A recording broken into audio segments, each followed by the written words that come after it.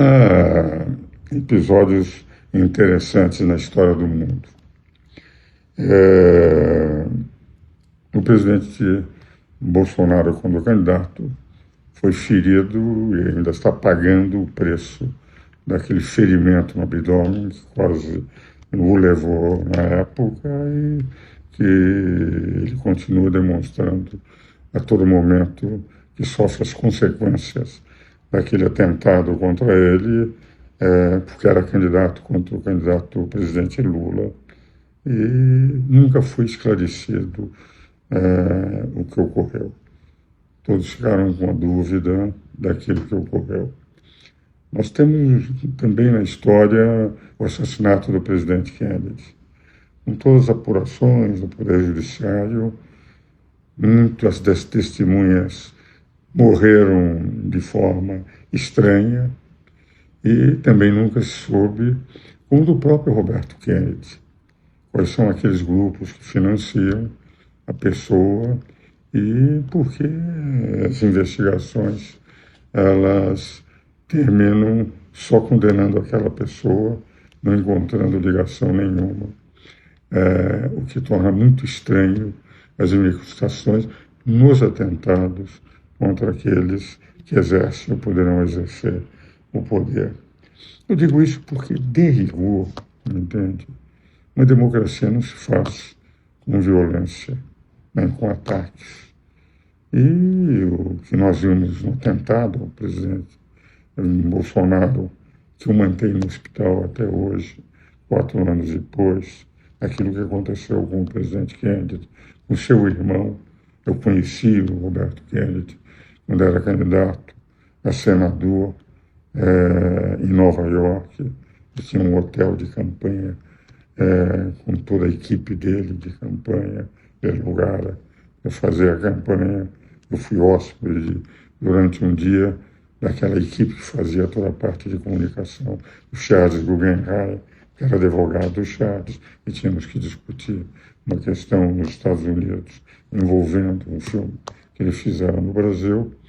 Mas a verdade é que é interessante como se faz investigações e não se consegue apurar a fundo, e outras investigações andam com uma rapidez e às vezes até bastante impressionantes, não só na rapidez, como, enfim, mas nas ilações que se tiram de prova de terceiros para dar sequência ao processo.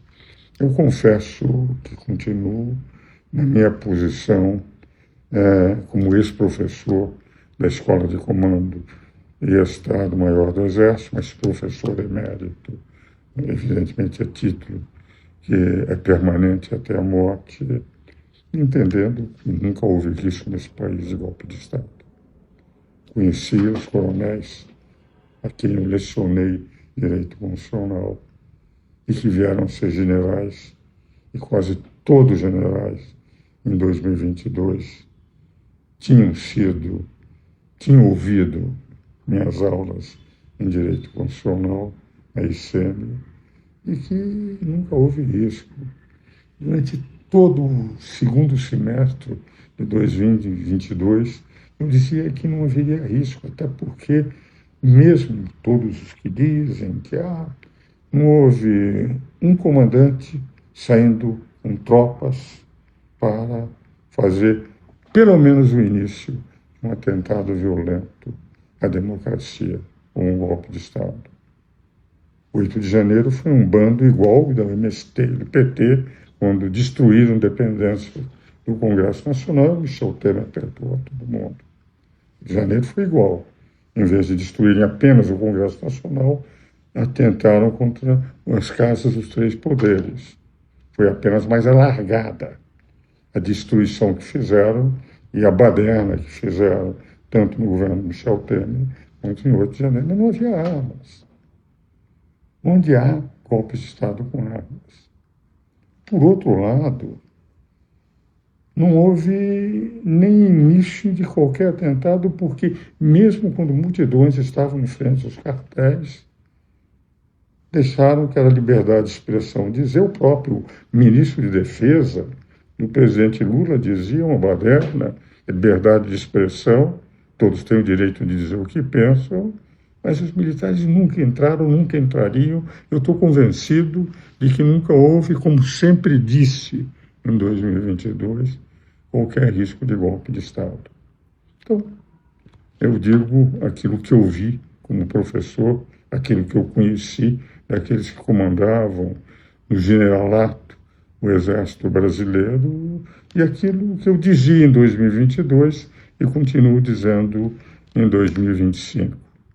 E só fiz a lembrança por causa do Estado que veio a piorar, segundo as redes sociais de ontem, do ex-presidente Bolsonaro, que por causa daquele atentado está há 15 dias em UTI e de novo os exames pioraram, demonstrando que quando quiseram eliminar efetivamente, e aí houve um atentado, houve algo que nunca foi apurado em profundidade, apesar de no momento em que ele foi preso, já chegou um avião com advogados para defendê-lo, soube-se apenas que foi uma iniciativa pessoal de quem gostava do presidente Lula, mas não gostava do presidente Bolsonaro.